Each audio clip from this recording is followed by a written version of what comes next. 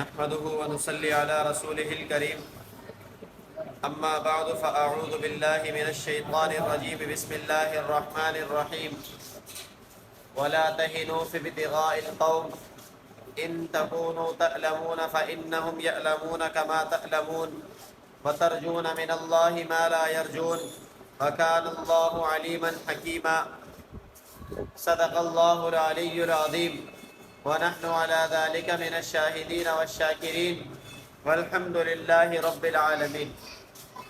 میرے معزز سامعین، میں نے آپ کے سامنے سورۃ النساء کی آیت نمبر 104 تلاوت کی ہے۔ دعا ہے کہ اللہ رب العزت صحیح بیان کرنے کی توفیق عطا فرمائے، مجھے اور آپ کو اس پر عمل کرنے کی توفیق عطا فرما دے۔ اس آیت مبارکہ کے اندر اللہ رب العزت ایمان والوں کو یہ بتا رہے ہیں کہ تم کفر کا پیچھا کرنے میں سستی کا معاملہ نہ رکھو۔ اگر تمہیں تکلیف ہوتی ہے تو انہیں بھی ایسے ہی تکلیف ہوتی ہے جیسے کہ تمہیں تکلیف ہوتی ہے، لیکن فرق یہ ہے کہ تمہیں اللہ سے امید ہوتی ہے، انہیں اللہ سے کوئی امید نہیں ہوتی۔ وَكَانَ اللَّهُ عَلِيمًا حَكِيمًا، اور اللہ رب العزت جاننے والا ہے اور حکمت والا ہے۔ لہذا اسی لیے اللہ رب العزت نے مجھے اور آپ کو ہوا وقت جد و جہد کا حکم دیا ہے۔ آج سارے کے سارے معاملے میں لوگ اپنے اپنے اندازے لگا رہے ہیں، مبصرین دیکھنے والے، تبصرہ نگار اپنے اپنے تبصرے کر رہے ہیں، تجزیہ نگار اپنے اپنے تجزیے بتا رہے ہیں، لیکن اللہ رب العزت ہمیشہ سے اور آنے والے رہتی دنیا تک اس بات کو قرآن کریم کے اندر مزین فرما دیا ہے کہ ایمان والوں کا یقین وہ اللہ رب العزت کی ذات پر ہوتا ہے، کہ اللہ رب العزت کے یقین کے ساتھ وہ پوری دنیا سے ٹکرا جاتے ہیں، اور اللہ رب العزت کا یقین انہیں دنیا کے اندر غالب کر کے رہتا ہے۔ یہی سارا کا سارا معاملہ موسیٰ علیہ السلام کی قوم، کہ جب اللہ رب العزت نے حکم دیا کہ موسیٰ آج آپ اپنی قوم کو لے کر نکل جاؤ، جب موسیٰ علیہ السلام اپنی قوم کو لے کر نکلے تو جب فلما تراءى الجمعان قال اصحاب موسیٰ انا لمدرکون، کہ سارے کے سارے لوگوں نے جب فرعون نے پیچھا کرنا شروع کیا، اب دیکھا کہ آگے دریا آ گیا ہے، پیچھے فرعون کے پورا کا پورا لشکر کھڑا ہے، اب ہمیں کون بچانے والا ہے؟ اب تو ہم پکڑے گئے، اب ہمیں کوئی نہیں نکال سکتا۔ اس وقت کے تبصرہ نگار، دیکھنے والے اور تجزیہ کرنے والے لوگ جو تھے، انہوں نے کہا اب تو ہماری شامت آ گئی۔ موسیٰ علیہ السلام نے اللہ رب العزت کے اوپر یقین کامل کی وجہ سے کہا قال کلا ان معی ربی سیہدین، ہرگز ہم پکڑے نہیں گئے، ہمارا رب ہمارے ساتھ ہے، وہ ان قریب ہماری رہنمائی کرے۔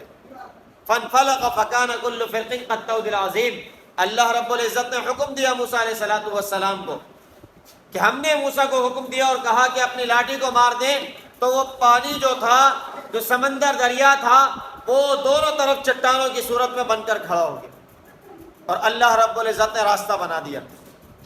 آج بھی یہی حالات، سارے کے سارے اپنا تبصرہ کر رہے ہیں، لیکن میرے اور آپ کے لیے جو روشنی ہے وہ قرآن اور اللہ کے نبی کی بتائی ہوئی ہدایت۔ اسی طریقے سے نبی علیہ السلام غزوہ خندق کے موقع پر، کہ جب فقر و فاقے کے عالم میں سارے مسلمان تھے اور اپنی جان بچانا مشکل تھا، بھوک کی وجہ سے نڈھال تھے، اللہ کے نبی چٹان پر جب ضرب لگاتے ہیں تو بولتے ہیں کہ میں کیسر اور کسرا کو فتح ہوتا ہوا دیکھ رہا ہوں، شام اور ایران کو فتح ہوتا ہوا دیکھ رہا ہوں، کہ تم اس کو فتح کر لو۔ اللہ کے نبی اسی یقین کامل کے ساتھ سارے کے سارے دنیا کے کفر سے ٹکرائے اور اللہ کے نبی غالب ہو کر رہے۔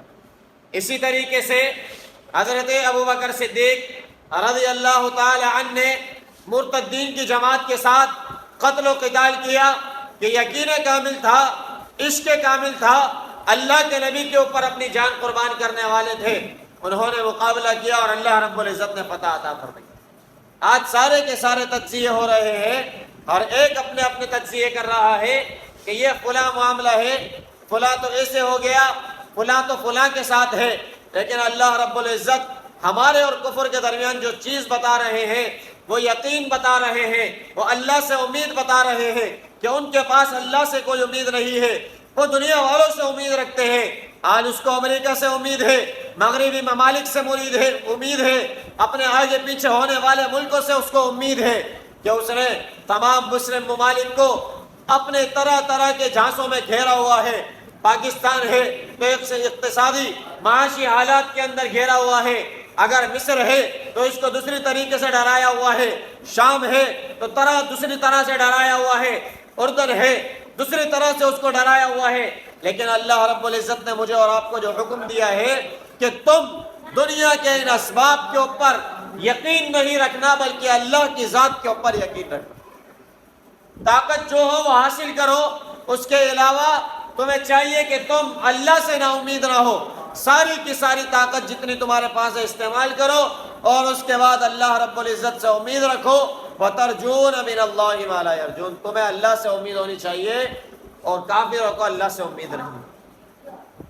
اور یہ بات اللہ اس لیے کہہ رہے ہیں کہ اللہ رب العزت جانتے ہیں، جب اللہ رب العزت پہلے فتح دینے والے ہیں تو آج بھی اگر کفر سارا کا سارا ایک ہے، کفر ایک پلیٹ فارم پر ہے، مسلمان ایک پلیٹ فارم پر ہے، تو جان لیں کہ غالب جو ہوگا وہ اسلام ہی ہوگا۔ اگرچہ اسلام کے لوگ اسلام صرف اور صرف ہمہ وقت جدوجہد چاہتا ہے، اسلام میں اللہ رب العزت نے جو میں نے آپ کے سامنے آیت تلاوت کی یہی حکم دیا کہ وَلَا تَهِنُوا فِي ابْتِغَاءِ الْقَوْمِ، کہ کافروں کا پیچھا کرنے میں اپنے اندر سستی نہیں لانا۔ جان جاتی ہے تو جائے، اللہ رب العزت شہادت کا مرتبہ دیں گے، اللہ رب العزت بلند مقام عطا فرما دیں گے، اللہ رب العزت دنیا آخرت کی کامیابی دے دیں گے، اللہ رب العزت دنیا اور آخرت میں سرخرو فرما دیں گے، اللہ اپنے نبی کو تم سے راضی فرما دیں گے۔ لیکن کافروں کے معاملے میں اپنے اندر سستی نہ دکھانا۔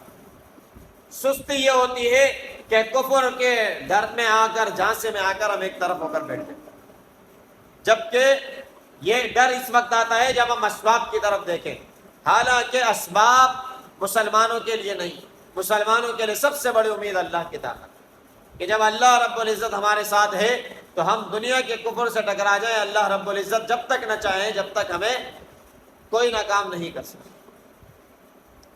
آپ دیکھ لیں کہ غزوہ احد کے اندر سارے اسباب مسلمان دیکھ رہے تھے، لیکن اللہ رب العزت نے جب مسلمانوں کے دل میں یہ بات آئی کہ آج ہم غالب ہیں، تو ایک ہی وجہ سے سارے کے سارے مغلوب بن گئے۔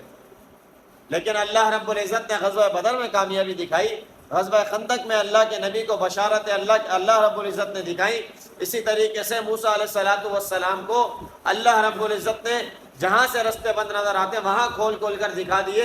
یہ سارے کے سارے میرے اور آپ کے لیے مثالیں ہیں کہ میں اور آپ اپنا یقین اللہ رب العزت پر رکھیں کہ اللہ رب العزت نے جو عزت دینے والے ہیں، ذلت دینے والے ہیں، جو کامیاب کرنے والے ہیں، ناکام کرنے والے ہیں، اللہ کے علاوہ دنیا کی کوئی طاقت کبھی بھی مجھے اور آپ کو کامیاب اور ناکام نہیں کر سکتی۔ دنیا کے اندر مسلمان پہلا ہی لفظ جو پڑھتا ہے وہ لا الہ الا اللہ، کہ اللہ کے علاوہ کوئی معبود نہیں ہے، یعنی اللہ ہر شے پر قادر ہے، اللہ جو چاہیں گے وہ ہوگا، اللہ جو نہیں چاہیں گے وہ پوری دنیا مل کر بھی نہیں کر سکتی۔ یہی حدیث قدسی ہے نا کہ اگر ساری کی ساری دنیا کی انسانیت مل جائے اور اللہ رب العزت کو یک زبان ہو کر پکارے تو اللہ رب العزت سب کو سب کچھ دے دیں گے، ذرہ برابر کسی کو کم نہیں کریں گے، نہ ہی اللہ رب العزت کسی کے سننے میں کوئی فرق ہو سکتا ہے، بلکہ اللہ رب العزت جو سنیں گے بھی اور سب کو سب کچھ دے بھی دیں گے۔ اللہ کی بادشاہت میں کبھی کوئی کمی نہیں آئے گی۔ اللہ رب العزت پر میرا اور آپ کا یقین ہونا چاہیے کہ اللہ رب العزت مسلمانوں کے ساتھ ہے۔ یہی جواب تھا نا موسیٰ علیہ السلام کا جو میرے اور آپ کے لیے تسلی آج ہے کہ ان معی ربی سیہدین، ہے میرے قوم نہیں گھبراؤ، آگے سمندر ہے، پیچھے فرعونی ہے تو کیا ہو گیا، اللہ راستہ بنائیں گے، اللہ نے مجھے کہا ہے، اللہ نے جب کہا ہے تو پھر اللہ ہی راستہ نکال کر مجھے اور آپ کو دیں گے۔ اور اللہ رب العزت نے سمندر کو حکم دیا، موسیٰ علیہ السلام کو کہا لاٹھی مارو، اور سمندر نے راستہ بنا دیا۔ یہ بنی اسرائیلی کیسے راستے سے نکل گئے؟ اللہ نے راستے بنائے۔ آج بھی جب اللہ رب العزت کا مجھے اور آپ کو حکم ہے کہ کافروں کا پیچھا نہ چھوڑو، اللہ کے دین کو غالب کرنے کی جدوجہد جاری رکھو، اور یہ جہد مسلسل جاری رہنی چاہیے، تو کیا اللہ مجھے اور آپ کو تنہا چھوڑ دیں گے؟ ایسے نہیں ہو سکتا۔ اللہ رب العزت مجھے اور آپ کو ہر میدان میں کامیاب کریں گے۔ یہی مسلمانوں کا شیوا ہونی چاہیے، یہی مسلمانوں کا دستور اور منشور ہونا چاہیے، یہی مسلمانوں کا عزم اور یقین اور جزم ہونا چاہیے۔ یہی عزم اور جزم مجھے اور آپ کو کامیاب کر سکتا ہے۔ دنیا کے اسباب مسلمان کو کامیاب نہیں کر سکتے، بلکہ اللہ رب العزت کا یقین بھی صرف ہو جائے اور پورے اسباب نہ ہو تو اللہ کامیاب کر دیں گے۔ اور اگر اسباب سارے ہوں، اللہ پر یقین نہ ہو تو مسلمان کامیاب نہیں ہو سکتا۔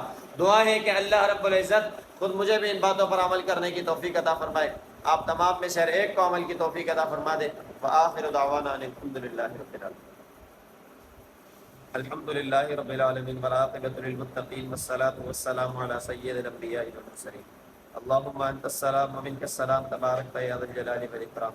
اللہ کریم ہمارے یہاں بیٹھنا اپنی بارگاہ عالیہ میں قبول فرما۔ اللہ کریم قرآن اور احادیث کا سننا سنانا اپنی بارگاہ عالیہ میں قبول فرما۔ اللہ کریم قبلہ اول بیت المقدس کی حفاظت فرما۔